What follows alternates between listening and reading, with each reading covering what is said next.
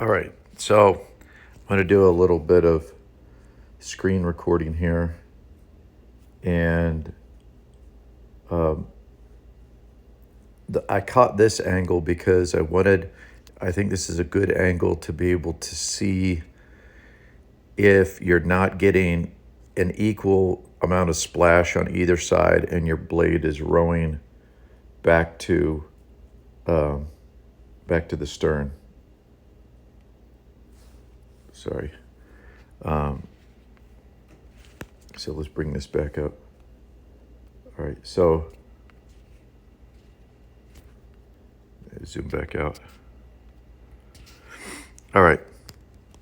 So let's say, for example, we got three things going on here. And I'm only talking about if there's any splash on the back side of the blade, and then you want an equal amount of splash. And then are we missing water, meaning we're beginning to change direction on the foot plates, but we haven't put the blade in the water yet. So at this point, let's assume Aaron's going to finish squaring in time. I'd really like to have squaring happen a little bit earlier, and I've got another video. I'll talk about this. I think I see this from another angle with Jenn, is your knees are spread apart pretty good, and your body's starting to fall through the knees, and that's putting weight on the handles. And so your handles are going down and the blade is going up. So I'm just going to forward this real quick. Good. So now Aaron's almost square. And again, Dana, I'd like to have you in the future make sure your shoes are raised all the way up. That's a little bit too much clearance between your knees and arms, and that will also keep you from lunging. All right, so Dana's pretty close to the water. It looks like she's ready to go in. Jenn, again, you're probably over compressed. It looks like the shins are past perpendicular. All right, so we're just kind of inching forward. Dana's blade stayed still relatively close to the water while she traveled to the stern. Jenn's, it looked like it went up a little bit. All right, so Jenn's on that one. That's more of a timing issue of putting it in with Aaron. That one wasn't too bad, actually, and it looks like you get some good lock on Jenn pretty early. Handle heights are pretty high. You really don't want the handles on the same height as the shoulder. You want the handles at the same height as the bra wire as you're hanging your skeleton there. Look at Dana's handle height. It's more on line with the base of her bra. So we're just getting the weight up a little bit high. I think I've done that suspension drill with you before, Jenn, on the erg. If not, if you would like, hit me up at practice and I can show you that suspension drill on the erg. All right, so we're only gonna, Dana, that's a nice release. Look at the big, deep, dark puddle coming out. That's really nice. I'm not really spending too much time on the release in this one. So let's see how we're doing. Okay. Aaron, I don't see the need for having the blade right next to the water when the boat is being set by Korrin. So I think what happens is if we don't have the blade at one squared height off the water by half slide and you're at half slide, then the only way to square the blade is to put pressure down on the handle while you're squaring. And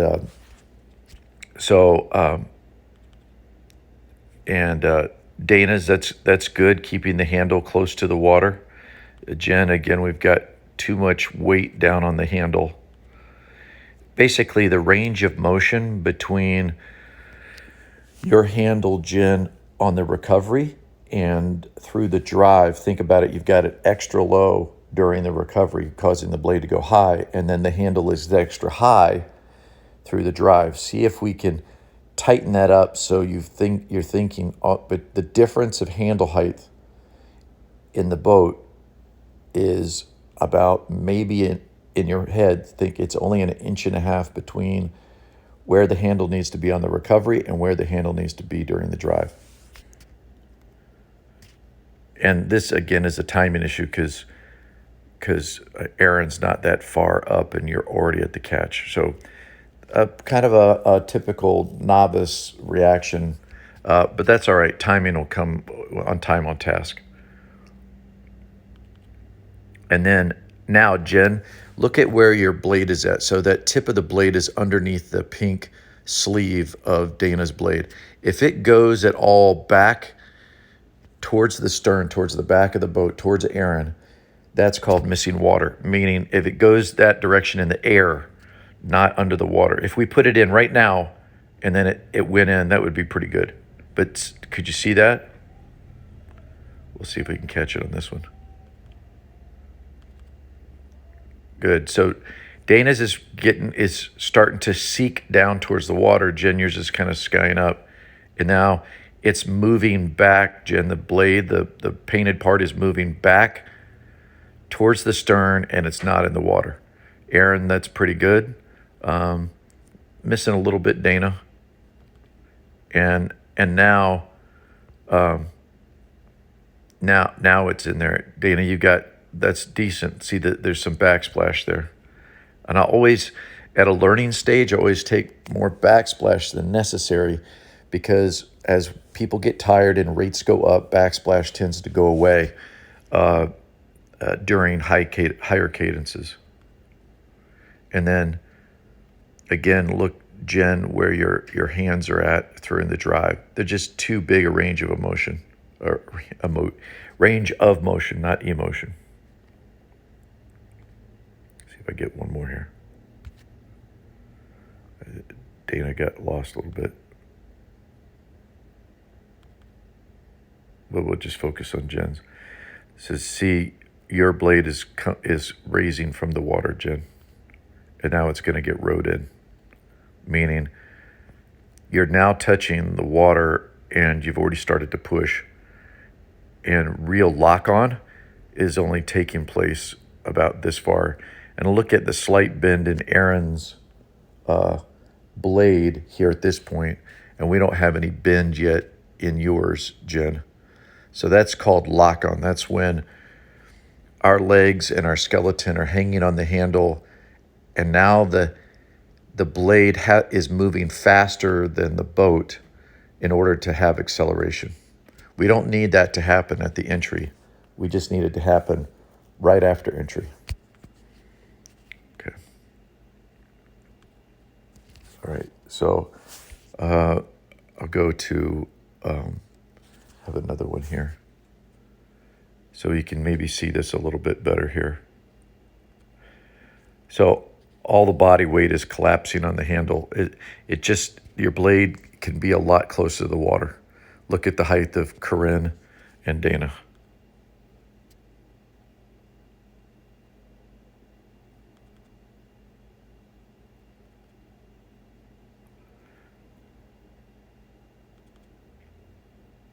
And we kind of rode it in. That's why there's really not much splash going on.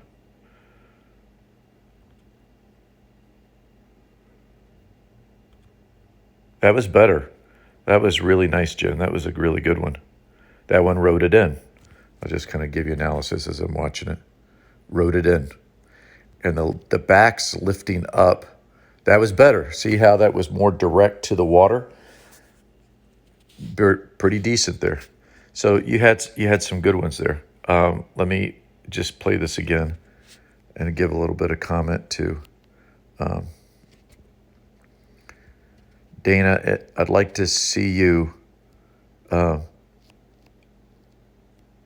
can be maybe a little bit more slouched through the drive.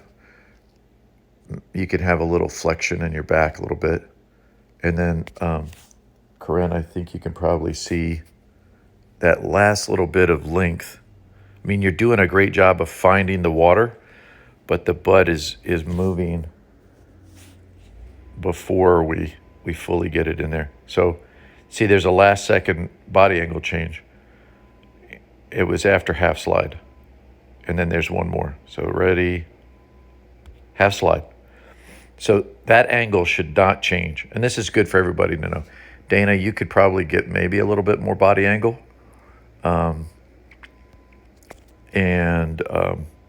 That right blade looks kind of over square. That might be kind of you death gripping it there. And now, Korrin, this is looking pretty good. And now look at that lunge. And I like the hands really nice and light. You're ready, really relaxed hands. You're going to place and press. The only issue is that the butt has moved and you're not going to get maximum quad and glute action out of this if the butt's already moved. We want that butt to arrive into the catch with the handle, then put the blade in, and then have the handle and the butt move together. Look at that that's even more. So now I don't think I'm not sure the core for any human is strong enough at this point to have that handle and seat move together. Oh, there's even one more length. But the entry of the blade is good, and you're just trying to row really long, but you're not necessarily getting maximum bend at the beginning of the drive.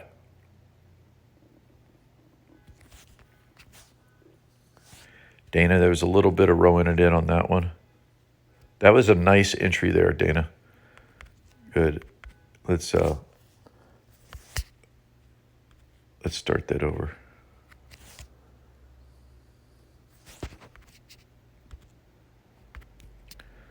All right. So this is looking pretty good, Dana. Look at that. I really like that. The blade seeking to the water right at that last little bit. Good. Entry of the blade is good. Upper body stayed still. Okay. Little bit of change of back opening up. It's not horrific though. It's pretty solid.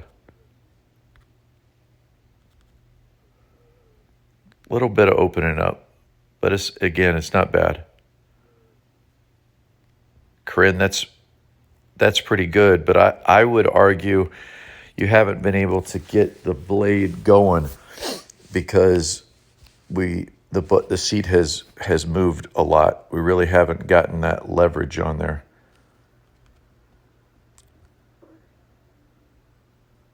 Dana, that's actually pretty good suspension there. And notice Dana and Jenn are more matched up with each other. Let's see if Dana and Jenn get in the water at the same time. So Jenn, that blade, that's called skying, Jenn.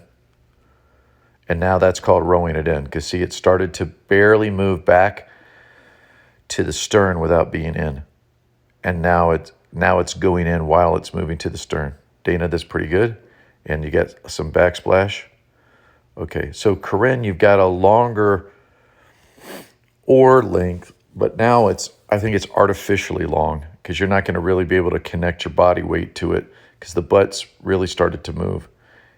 And so now Dana and Jenn have relatively close angles, and Jenn's got some bend in the shaft, and Dana's got some bend in the shaft, but Korrin, we haven't really done any work yet. I don't know if that makes sense, but that was a pretty decent opening up there. But you're kind of late to the extraction because we didn't really move it at the beginning. And we'll just go back to the same thing that I've said before, which is shorten up. Just don't try to row so long. That one was one was closer to being in line with Dana. That last one.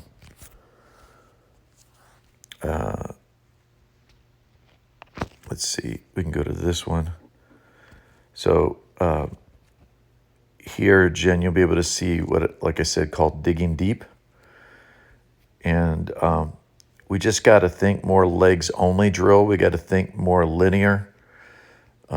And I'm not worried about releases because I know there was some issue of equipment there, but typically as the blade skies, we get an equal but opposite. The higher the blade off the water, the deeper it goes when people put it in the water because gravity is speeding it up as it goes into the water. I think this is another one here. Again, you can see the digging deep part and rowing it in. So I'm not sure what Aaron's doing there, but that was funny.